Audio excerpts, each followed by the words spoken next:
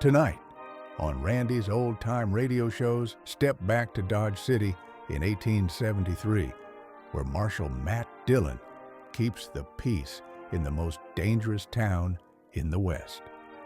Gunsmoke, first broadcast in 1952, wasn't just another radio western. It was called adult western drama, with gritty realism, flawed heroes, and complex villains. William Conrad voiced Dillon, a man as tough as the prairie winds, while Howard McNear, Parley Bear, and Georgia Ellis rounded out the unforgettable cast. Before it became a TV legend, Gunsmoke spent 9 years ruling the radio range, where the West was never more alive.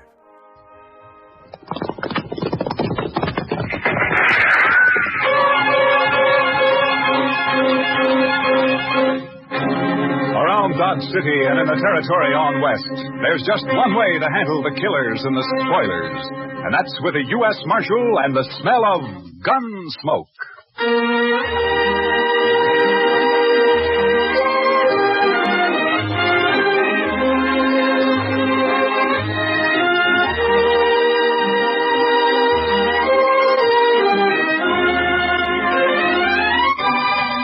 Gunsmoke, starring William Conrad, the transcribed story of the violence that moved west with young America. The story of a man who moved with it, Matt Dillon, United States Marshal.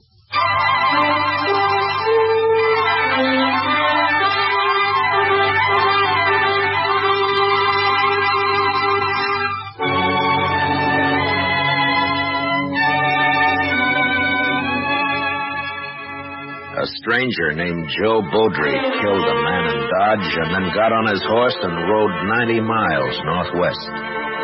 He made it across the Smoky Hill River before his horse played out and fell behind a small knoll. Beaudry put a knife in him and settled down to wait. Half hour later, he shot my horse out from under me and crippled Chester with a slug in the shoulder. And then he gave up. He just threw down his guns and walked toward us across the prairie, his hands in the air. You think it's a trick, Mr. Dillon? I don't know, Chester, but if he makes a move, I'll kill him. Yes, sir.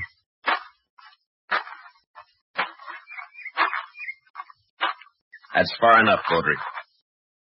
Now turn around.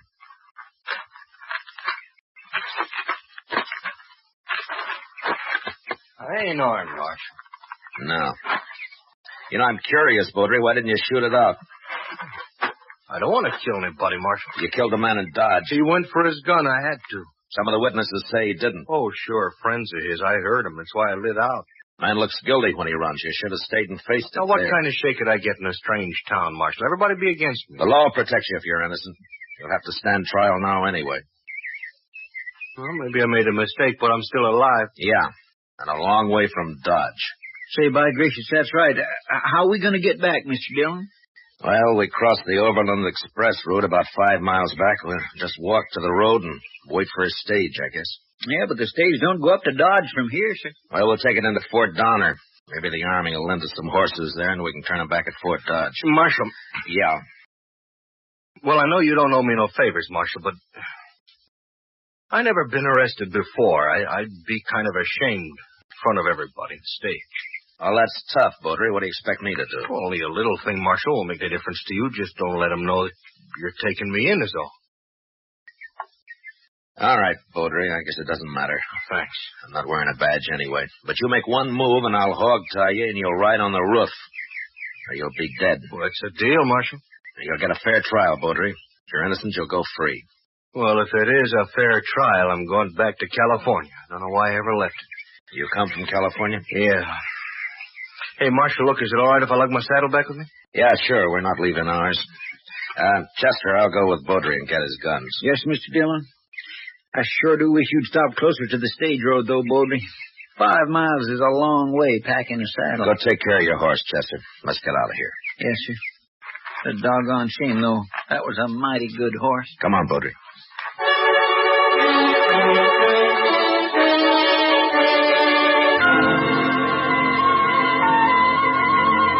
I sure hope the stage hasn't gone by already, Mr. Dillon. Why don't you get off your back and look down the road, Chester? Well, I declare. Look yonder, it's a-comin'. And it's painted bright red, too, Mr. Dillon. Hey, what if they don't stop for us, Marshal? Road agents don't usually carry their saddles.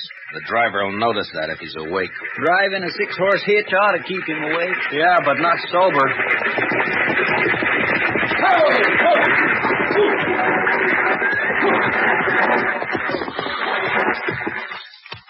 That's his shotgun the messenger's holding. He doesn't need it.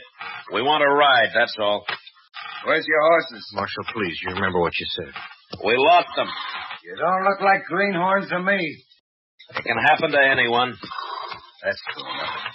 The one in the middle ain't even armed. Pick 'em up, Hank. All right, Berryman, it's your treasure box. How far are you going? Fort Downer. It's about 60 miles to Fort Downer. You're crowding us. That'll be 15 cents a mile. How much is that, Mr. Dillon? About $9, Chester. $9 apiece, that is, and payable right here. All right. It's high, but I can't argue with you now. Here you are. 20, 5, 6, 7. All right, mister. Get in. I don't know how the passengers are going to like this, though. You got room for a couple more in here? Anybody can't keep his horse ought to walk home. There's room for 2, maybe, but not 3. Oh? Take a look for yourself, mister. Yeah, I guess you're right. Chester? Oh, no, sir, I can't. I don't want Beaudry on top. You'll have to get up there, Chester. Well, I guess you're right, sir. But I think you fellas ought to charge us less if I can't ride inside. The Overland stage guarantees a ride, mister. Comforts the passengers' problem. Get in, Beaudry. Yeah. Now get fixed somehow. You've held us up long enough.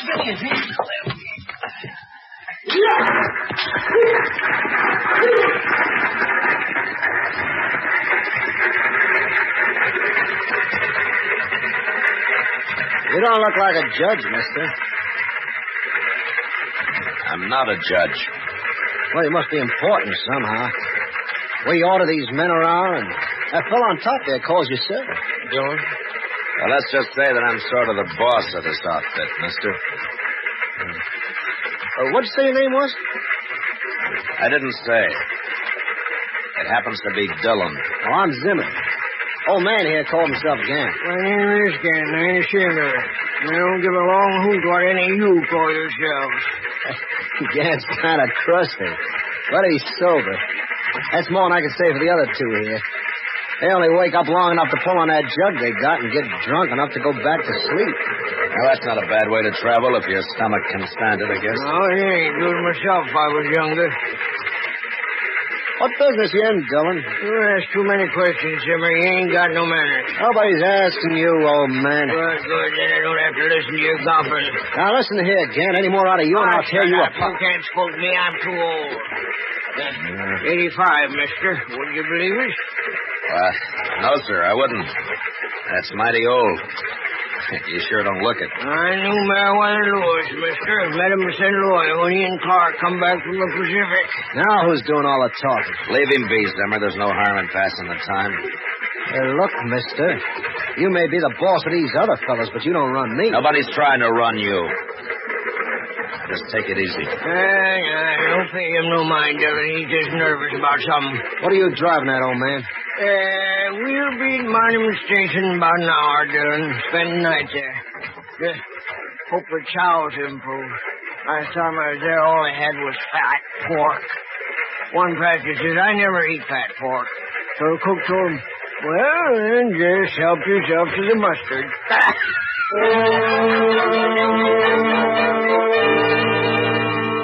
Monument Station was a long, low hut made of sun-dried, mud-colored bricks, with a flat roof thatched and then sodded. The one building served as an eating room in the daytime and a bunkhouse at night. There wasn't much air inside, and after dinner, fat pork and mustard, Chester, Beaudry, and I went out to the corral for a smoke.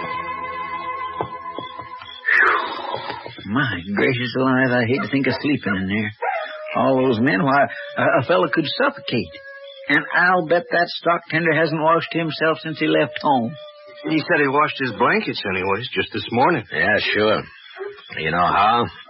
He spreads it on an anthill for a couple of hours. Oh, well, that settles it. I'm sleeping outside. All right, Chester. We just don't get too cozy. Half the night you're standing guard over Baudry here. I'll watch him the other half. Well, I'm not going to run away, Marshal. You ran once, Baudry. All right, I'll tell you something, and maybe you'll trust me a little then. Tell me what? Would you like to know who Zimmer is? Zimmer? He that real testy fella? I don't like him at all. He's always on the prod about something or other. Wait a minute, Chester. Wait a minute. What about Zimmer, Baudry? His real name is Chess Rhine. So? Well, at least that's the name was under his picture. Well, where was this picture, Baudry? Well, in California, tacked onto a pole. Go on. Well, I think the reward was $500. Of course, I ain't certain. You're sure it was his picture? Yeah, Marshal, I'm sure. Heard a lot of talk about him in Sacramento just before I left. What kind of talk? Well, like one time he rode in a stagecoach as a passenger, and he was peaceful enough until some fellows on horses, they stopped that stage in a canyon somewheres, and then this here Chess Ryan, he pulled a gun on the other passengers, and he disarmed them, whilst the boys outside unloaded the treasure box. They had an extra saddle horse along, and Ryan, he rode off with them. That's the way I heard it. Seems to me he went to a lot of trouble. Sometimes the passengers give road agents as much fight as the driver and messenger, Chester. They feel safe because they're inside. Yeah, and that's what Chess Ryan figured. What, are you going to arrest him, Marshal?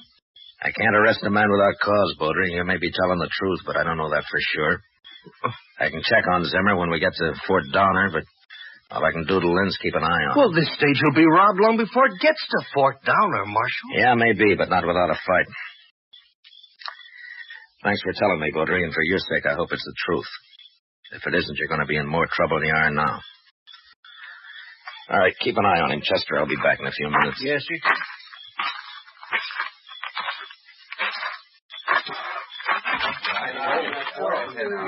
Berryman? Yeah? Out here a minute, will you? What's up, mister? I want to talk to you, that's all. Alone. Come on outside, huh? Be right back, Hank. Save some of that whiskey for me. Right, Barry.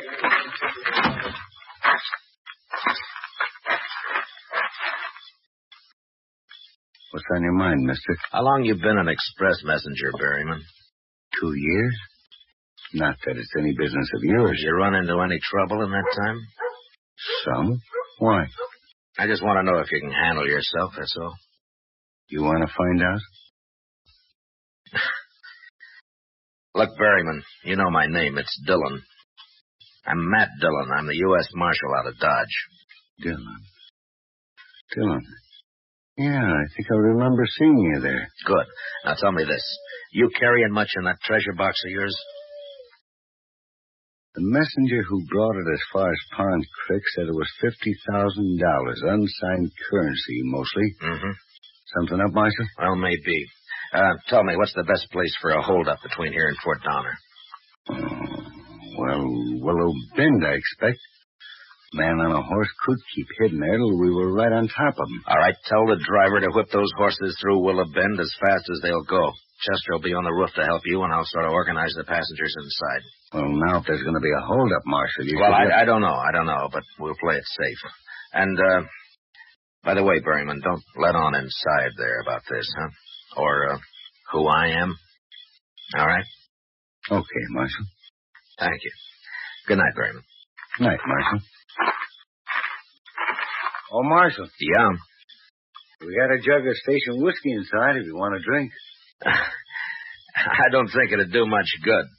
I've heard of that stuff freezing solid on a cold night.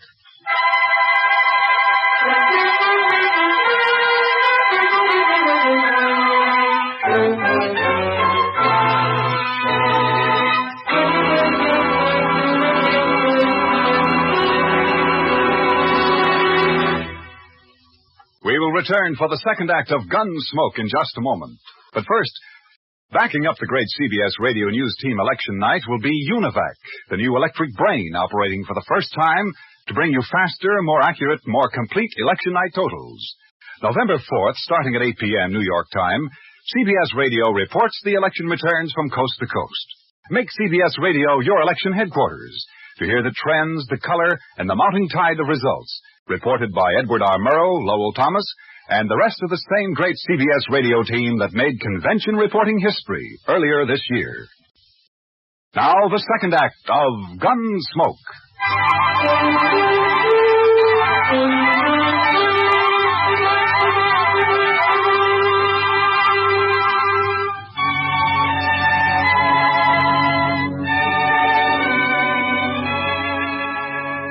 Next morning, just after sunup, the stage left Monument Station.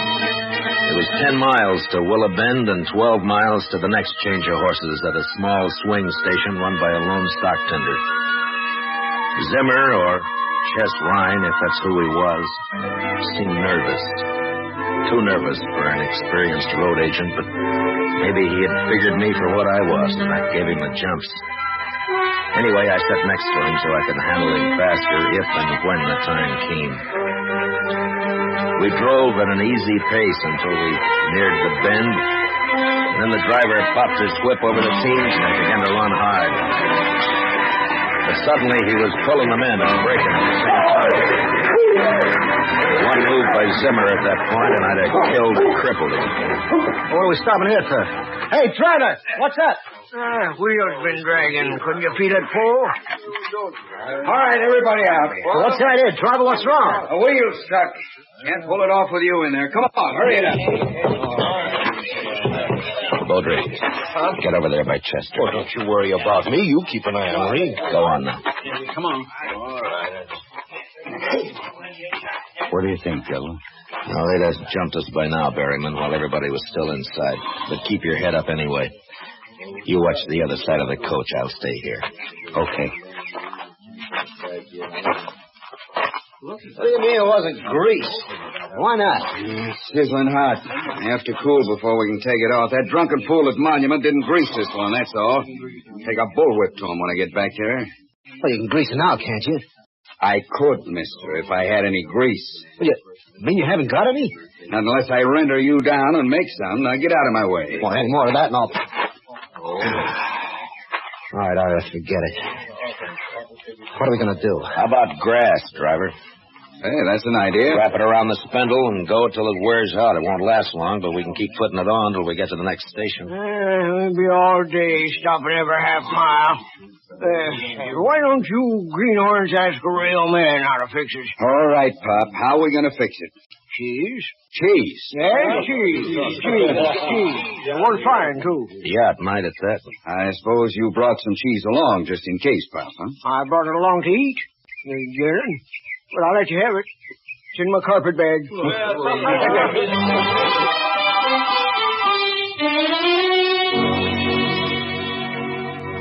Old Gant's cheese worked fine, and we left Willow Bend without more trouble. I began to figure Baudry for a liar, but he just sat there, staring out at the prairie, and said nothing. A few miles further on, as we approached the swing station, I heard a shout from the messenger, and then Baudry pointed ahead. I leaned out to take a look. The station was a small one-room adobe hut with the usual corral at the rear, but there wasn't a horse in sight. And out of the two windows facing us poured thin streams of white smoke.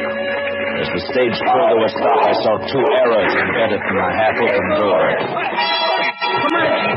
Look at them. Wait a minute. Let me take a look in there. Let's all take a look, Zimmer. Where's the stock tender? They kill him? They tried to fire the place, but it just smoldered. Who are those two men? I don't know.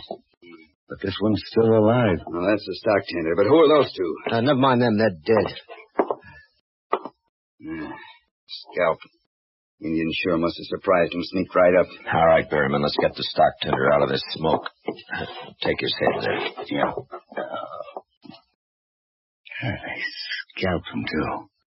And he ain't even dead. Never mind that. Just pick him up easy.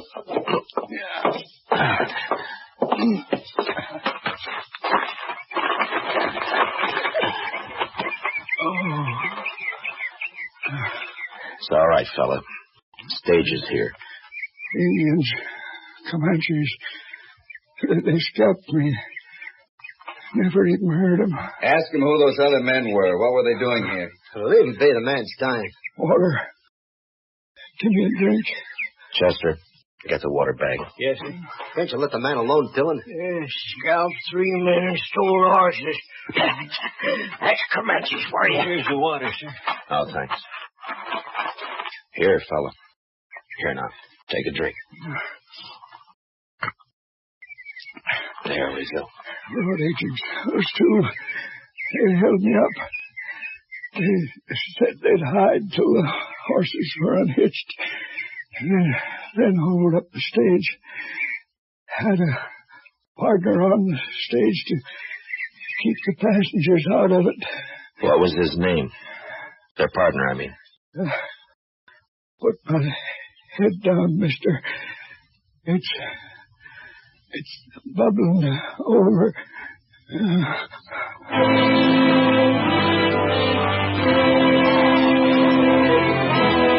The stock tender's eyes clouded up and went blank as I lay his head back. And then there was a scuffle behind me, and before anybody could move, Zimmer grabbed Gant, and using him as a shield, he walked backward toward the stage. The old man stopped struggling when he felt Zimmer's gun in his back, and the rest of us just stood there watching, helpless. First man draws a gun, Gant'll die. You gave yourself away, Chess Ryan. Yeah, take it easy, man. Take it easy. This fool's nervous. Shut up. You, Private. Lead those teams down the road a piece, and then come back here. Gant and I'll take the stage alone. Come on. You better do what he says, driver. He's scared enough to shoot. Yes, I better. Come on.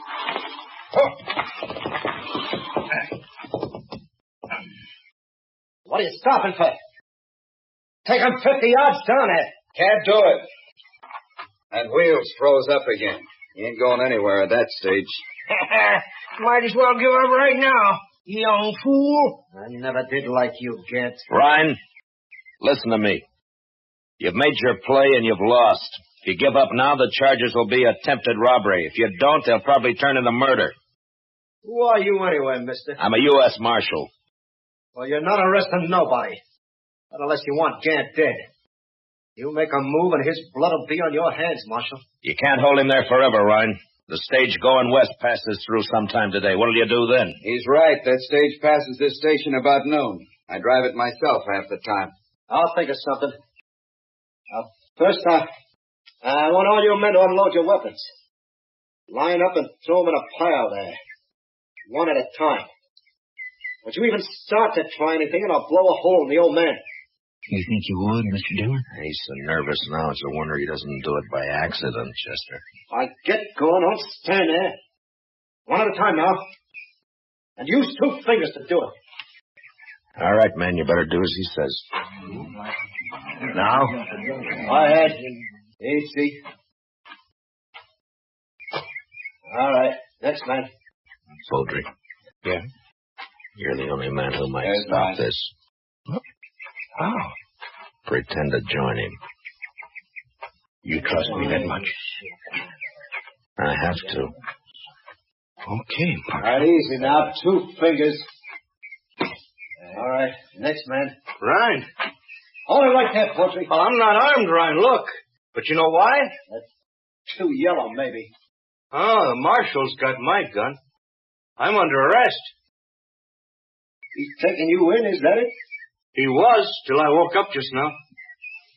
I killed a man in Dodge, Ryan. They want to hang me for it. Now, Baudry, we told you you'd get a fair trial, and Chester, what's more... shut up. Yes, sir. Well, look, you haven't got much chance alone, Ryan. But you and me, we can disarm these men, throw away their guns, and ride off on those horses without the coach. You do that, Baudry, and I'll quit my job and run you down if I have to chase you all the way to Oregon. I couldn't show up in Dodge after this anyway. Well, I'll be watching for you, Marshal. It beats hanging. Well, how about it, Ryan? Make a fool out of Dillon, huh? I like that. Pick up a gun, Baudry, and get over here. I'm warning you, Baudry. Sorry. I figure I'll live longer this way, Marshal. There, you hold the old man, Baudry. I want a free hand. Yeah. I'll kill Gant quicker than Ryan would. If any of you men try anything. You heard him. Now, let's get this over with. Fast. Ryan, I want to tell you something. That's far enough, Marshal. All that... That gun in your hand, Ryan, you better keep it on me. You even glance at Beaudry, and I'll draw and kill you. What are you talking about? You shoot me, and Beaudry will kill you from behind. That's right, Ryan. Yeah, you walk back over towards the hut so he can see I'll let you go.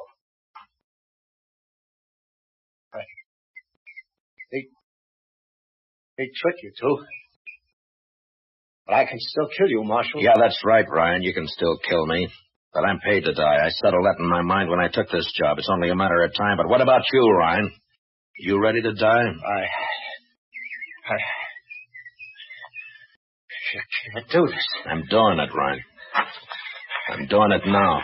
I'm going to walk right up to you, and you're going to give me that gun. Stop, Marshal. Don't. Here's fine if you shoot, Ryan. Let me have the gun, Ryan. Easy, Ryan. Now! Did he hit you, Mr. Dillon? No, he waited a second too long.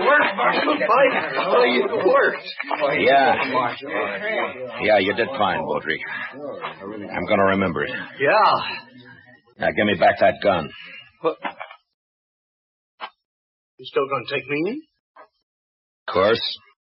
No, that don't seem fair, Dillon. I'm only a marshal, Beaudry, not a judge. Oh. I'm not sure I wouldn't rather die right here. Wait, Beaudry. Now, I'll testify at your trial, and I promise you it'll be a fair one, but that's all. Now, give me the gun. You don't make it easy, Marshal. My job's to bring you in. Any way I can get you there. Dead or alive? That's right.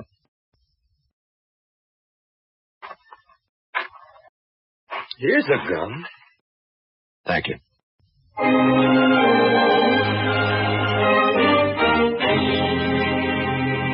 The next day, I turned Chest Ryan over to the Army at Fort Donner. The colonel wanted credit for sending him back to California, and I wanted to be rid of him. It took us 3 days to ride back to Dodge. On the way, we got to be real good friends with Joe Beaudry.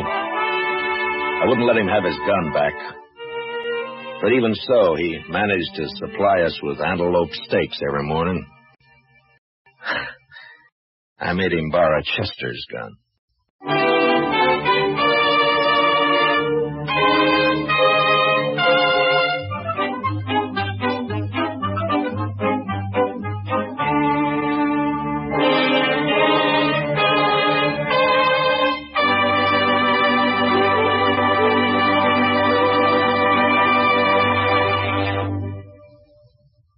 Gunsmoke, transcribed under the direction of Norman MacDonald, stars William Conrad as Matt Dillon, U.S. Marshal.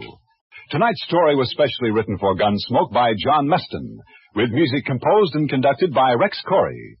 Featured in the cast were Lawrence Dobkin and Lou Krugman, with Vic Perrin, Junius Matthews, Jim Nusser, and Ralph Moody. Parley Bayer is Chester. Gunsmoke is heard by our troops overseas through the facilities of the Armed Forces Radio Service. Join us again next week as Matt Dillon, U.S. Marshal, fights to bring law and order out of the wild violence of the West in Gunsmoke.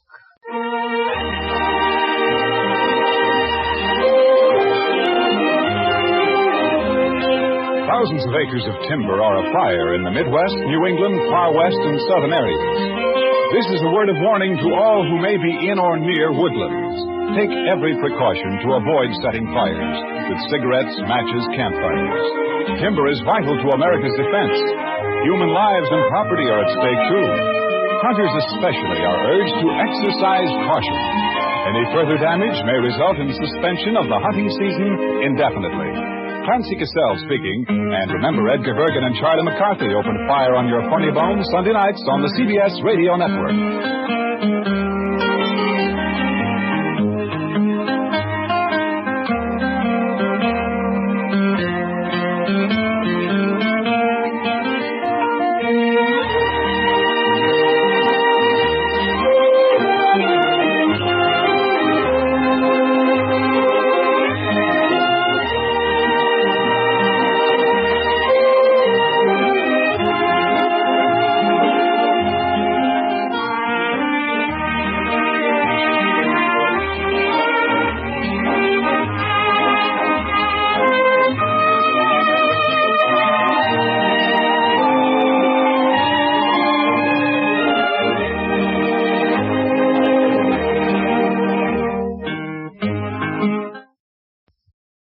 Well, folks, that's all for this episode here on Randy's Old Time Radio Shows. Now, bringing these golden oldies back to life takes no small amount of time and effort from our good friend Randy, cleaning up the audio, converting the files, and making sure each show has the best audio possible. If you've enjoyed the program and you'd like to help keep these classics on the airwaves night after night, why not consider a small donation? Every penny goes straight to supporting Randy's work and helping this channel stay on the air. You'll find the links down in the description below. And for those of you kind souls who've already given, Randy tips his fedora to you. Your support truly keeps this old radio spirit alive. Thanks ever so much. And until next time, keep those dials tuned and keep the memories rolling.